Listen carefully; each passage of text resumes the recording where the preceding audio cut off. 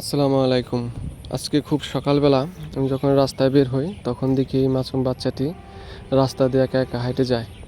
তারপর আমি সেই বাচ্চাটিকে ডেকে জিজ্ঞাসা করলাম যে তোমার বাসা কোথায়? সে বলল বরিশাল।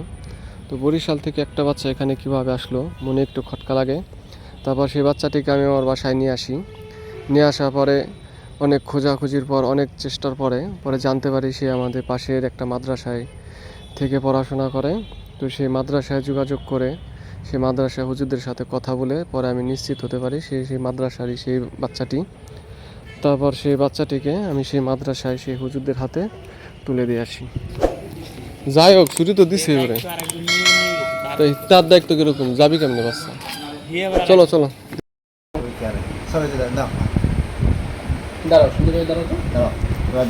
তোরা রাখে গেলাম, তোরা মারবে না আমি বলে দিছি হুজুর। হ্যাঁ, আর আমি আসে মাঝে মধ্যে তোমার আমি দেখে দেবা না, ঠিক আছে? তুমি এখানে থাকবা, আর হুজুর যেটা বলে সেটা এলাম তুমি শুনবা, ঠিক আছে?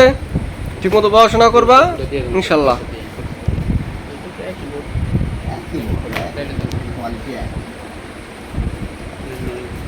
ঠিক আছে, তোমাকে আমি রাখে গেলাম, চলে যাবো এখন। হ্যাঁ